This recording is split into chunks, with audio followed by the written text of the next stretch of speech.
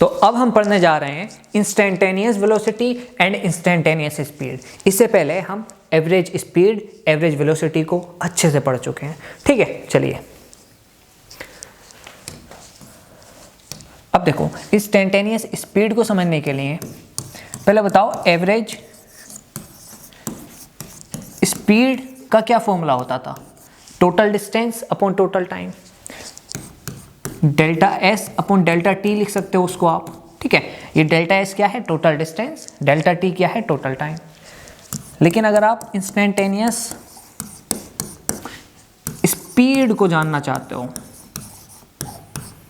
ठीक है, देखो इंस्टेंटेनियस स्पीड क्या होती है, किसी भी पार्टिकल की किसी इंस्टेंट पर क्या स्पीड है वो कहलाती है इंस्टेंटेनियस स्पीड। ठीक है, खैर इसका कॉन्सेप्ट मैं पीछे बता चुका हूँ। ठीक है, अब देखो किसी इंस्टेंट की बात कर रहे हैं हम, मतलब जो इसका टाइम पीरियड होगा वो बहुत कम होगा, मतलब टाइम पीरियड टेंड्स टू 0, मतलब बहुत कम टाइम पीरियड होगा। देखो एवरेज स्पीड में तो टाइम पीरियड काफ़ी बड़ा था, इसलिए हमने साइन यूज़ किया डेल। लेकिन यहाँ पर इंस्टेंटेनियस स्पीड पर जो टाइम पीरियड है वो बहुत छोटा है, तो इसलिए आप छोटे टाइम पीरियड के लिए टी यूज़ करोगे।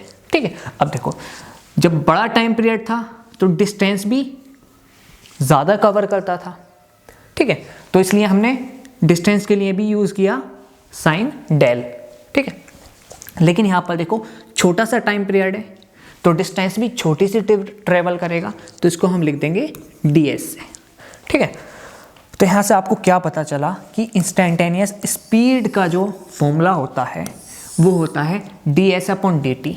अगर आपको डिफरेंशिएशन की नॉलेज है तो कुछ नहीं, डिस्टेंस को टाइम के रेस्पेक्ट में डिफरेंशिएशन करना है। ठीक है, चलिए तो अभी आपने नया कॉन्सेप्ट सिर्फ ये सीखा कि एवरेज स्पीड तो आपको पता थी, लेकिन नया कॉन्सेप्ट ये सीखा कि इंस्टेंटेनियस स्पीड होती है ds अपॉन dt। ठीक है, चलिए तो देखो इंस्टेंटेनियस स्पीड को इस तरह से डिनोट करते हैं। ठीक है, ds अपॉन dt। यहां पर ds क्या है, स्मॉल डिस्टेंस, dt क्या है, स्मॉल टाइम। ठीक है, चलिए अगर आपसे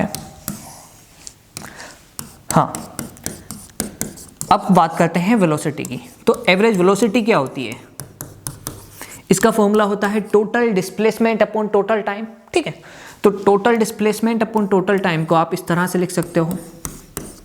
ठीक है, देखो यहां पर हमने वेक्टर लगाया है क्योंकि डिस्प्लेसमेंट एक वेक्टर क्वांटिटी है। ठीक है, चलिए लेकिन अगर आपसे कोई पूछे इंस्टेंटेनियस वेलोसिटी,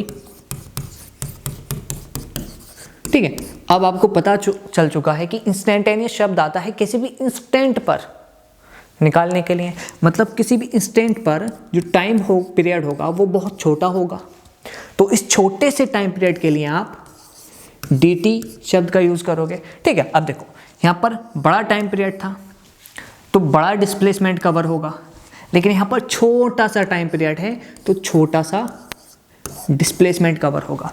तो इंस्टेंटेनियस वेलोसिटी का फॉर्मूला आ गया ये, मतलब कुछ नहीं,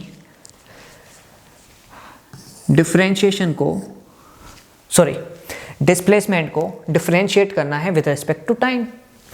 मतलब इंस्टेंटेनियस वेलोसिटी और इंस्टेंटेनियस स्पीड का फॉर्मूला आपको अब यहां से पता चल गया होगा कि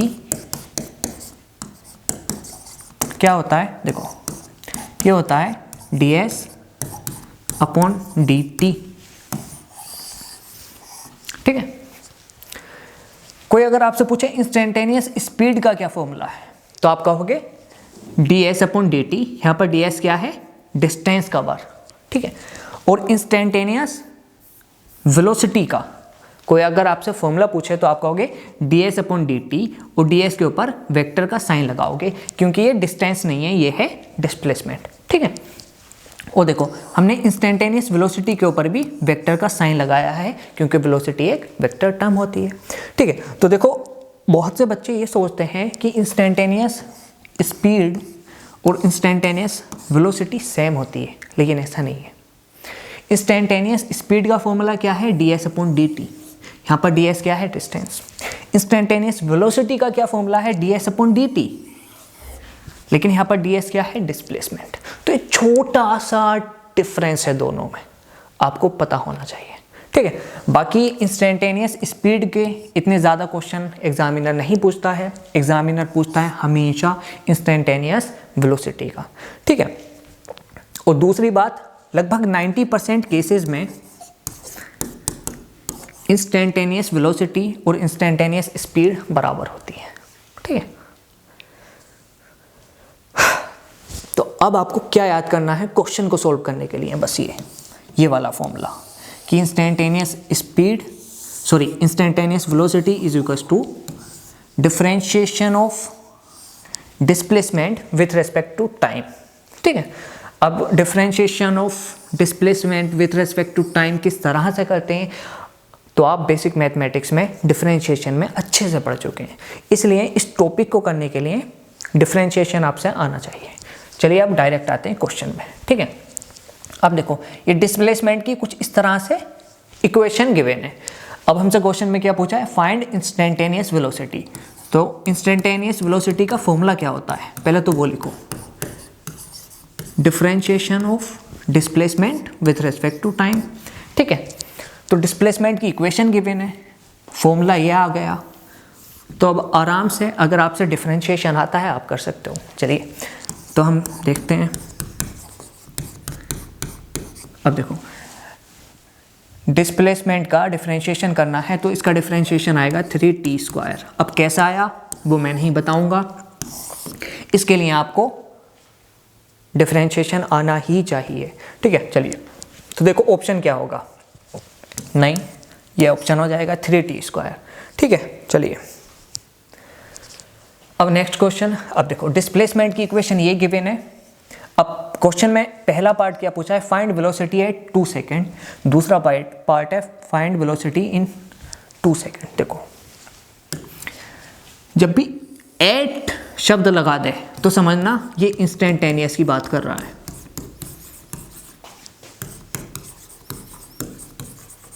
देखो यहां पर डायरेक्टली नहीं गिवन है कि क्या एवरेज वेलोसिटी पूछा है, क्या कौन सा इंस्टेंटेनियस वेलोसिटी पूछा है, लेकिन यहाँ पर एट शब्द का यूज़ किया है तो हमें एट से पता लग जाना चाहिए कि ये इंस्टेंटेनियस वेलोसिटी के बारे में बात कर रहा है।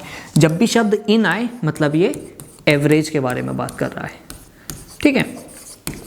अब देखो आप इसको याद कैसे कर सकते हो, एट में टी आता है 88, ठीक है। एट में टी आता है और इंस्टेंटेनियस में भी टी आता है, इनमें टी नहीं आता और एवरेज में भी टी नहीं आता। बाकी कॉन्सेप्ट इतना है, जब भी एट शब्द का इस्तेमाल करें मतलब वो इंस्टेंटेनियस के बारे में पूछना चाह रहा है, इन शब्द का इस्तेमाल करें मतलब वो एवरेज के बारे में पूछना चाह रहा है, ठीक है। चलिए तो हमें वेलोसिटी बतानी है, इंस्टेंटेनियस वेलोसिटी बतानी है 2 सेकेंड में। चलिए तो इंस्टेंटेनियस वेलोसिटी का फॉर्मूला क्या था, differentiation of displacement with respect to time, ठीक है। तो यहाँ पर डिस्प्लेसमेंट की इक्वेशन का डिफरेंशिएशन करना है। चलिए इक्वेशन क्या है, t² minus 60, t² minus 60 with respect to time. चलिए तो अब t² का डिफरेंशिएशन क्या होगा, 2t माइनस 60 का डिफरेंशिएशन क्या होगा, 6, ठीक है। अब 2 सेकेंड में पूछिए इंस्टेंटेनियस वेलोसिटी, तो t की जगह 2 रख दोगे तो यहाँ से 2t माइनस 6, तो t की जगह 2 पुट कर दोगे। अगर t की जगह 2 पुट कर दोगे तो इंस्टेंटेनियस वेलोसिटी आ जाएगी -6, मतलब 4 - 6, तो यहाँ पर आ जाएगी -2 मीटर पर सेकेंड। मतलब जो इंस्टेंटेनियस स्पीड है वेलोसिटी है वो तो आ गई 2 मीटर पर सेकेंड, लेकिन हमसे दूसरे पार्ट में एवरेज वेलोसिटी भी पूछी है तो हम निकाल लेंगे, ठीक है। चलिए अब देखो एवरेज वेलोसिटी का क्या फॉर्मूला था, वो था delta S upon delta t मतलब S2 minus S1 upon T2 minus T1। ठीक है, अब देखो यहाँ पर S2 क्या होगा, इन 2 सेकेंड में पूछा है ना, मतलब आपको एवरेज वेलोसिटी बतानी है 0 सेकेंड से 2 सेकेंड के बीच में। ठीक है, तो देखो T2 की वैल्यू हो गई 2 सेकेंड, T1 की वैल्यू हो गई 0 सेकेंड। अब S2 मतलब डिस्प्लेसमेंट इन 2 सेकेंड और S1 डिस्प्लेसमेंट इन 1 सेकेंड, समझे आप। ठीक है, तो S2 की वैल्यू क्या आएगी वो देख लेते हैं। डिस्प्लेसमेंट की इक्वेशन ये है t स्क्वायर माइनस 6t, तो यहाँ पर t की जगह 2 सेकेंड पुट कर दो। चलिए, तो t स्क्वायर की जगह 2 पुट कर दोगे तो यहाँ पर आ जाएगा 2 का स्क्वायर माइनस 6 इंटू 2। ठीक है, तो आ जाएगा 4 माइनस 12, मतलब जो वैल्यू आ गई वो आ जाएगी माइनस 8 मीटर, सॉरी हाँ मीटर। फिर S1 की वैल्यू क्या होगी, t की जगह 0 पुट कर दो, तो अगर t की जगह 0 पुट कर दोगे, यहाँ पर 1 सेकेंड नहीं होगा यार, यहाँ पर होगा 0 सेकेंड। ठीक है, तो देखो 0 का स्क्वायर हो जाएगा माइनस 6 इंटू 0 हो जाएगा, तो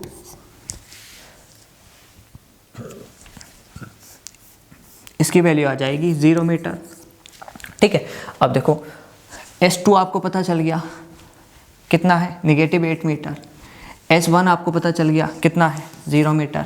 T2 की वैल्यू है 2 सेकेंड, T1 की वैल्यू है 0 सेकेंड, तो आप पुट कर दो V average is equals to S2 की वैल्यू है negative 8 metre minus 0 upon T2 की वैल्यू है 2 माइनस T1 की वैल्यू है 0, तो ये हो जाएगा 4 नेगेटिव 4 मीटर पर सेकेंड।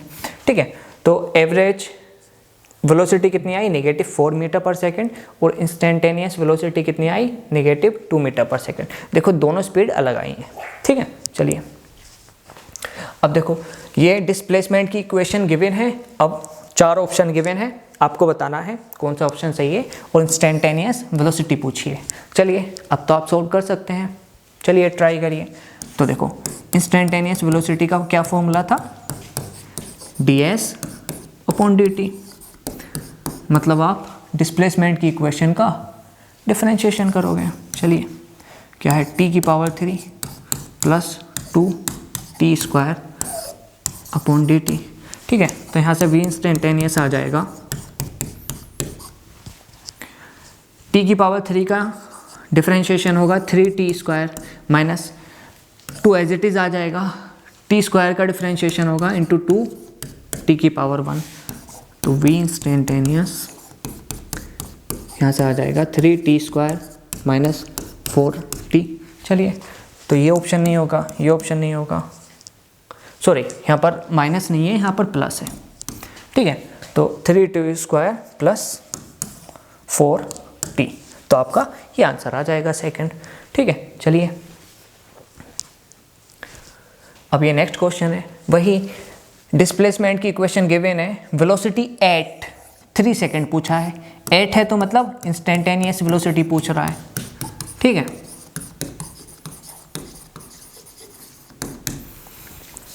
तो ऑप्शन गिवन है, ट्राई करिए। चलिए, उम्मीद है ट्राई कर लिया होगा। तो इंस्टेंटेनियस वेलोसिटी का फॉर्मूला क्या होता है, ds अपॉन dt। तो अब आप इस इक्वेशन का डिफरेंशिएशन करिए। चलिए, 3t स्क्वायर का डिफरेंशिएशन होगा 6t प्लस 4t का डिफरेंशिएशन होगा 4 प्लस 10 एक कांस्टेंट है और कांस्टेंट का डिफरेंशिएशन होगा 0, तो इक्वेशन कुछ इस तरह से आ जाएगी 6t प्लस 4। अब देखो कितने सेकंड में पूछा है इंस्टेंटेनियस वेलोसिटी, 3 सेकंड में, तो इस t की जगह 3 सेकंड पुट कर दोगे तो 6 इंटू 3 प्लस 4, ये हो जाएगा 22 मीटर पर सेकंड, तो आपका आंसर आ जाएगा ए। ठीक है, चलिए अब लास्ट क्वेश्चन। अब देखो ये तो हो जाना चाहिए, काफ़ी अच्छा क्वेश्चन है। डिस्प्लेसमेंट की इक्वेशन गिवन है, इंस्टेंटेनियस वेलोसिटी पूछिए। चलिए ऑप्शन ये है, ट्राई करिए खुद। चलिए v इंस्टेंटेनियस, इसका फॉर्मूला क्या था, differentiation of displacement with respect to time. चलिए देखो मैं फॉर्मूला बार बार इसलिए लिख रहा हूँ ताकि आपको रट जाए। ठीक है, चलिए देखो 3t का डिफरेंशिएशन होगा 3 प्लस t का डिफरेंशिएशन होगा 1, तो यहाँ पर इंस्टेंटेनियस वेलोसिटी कितनी आई, y4 मीटर पर सेकेंड। ठीक है, अब देखो ऑप्शन देखते हैं।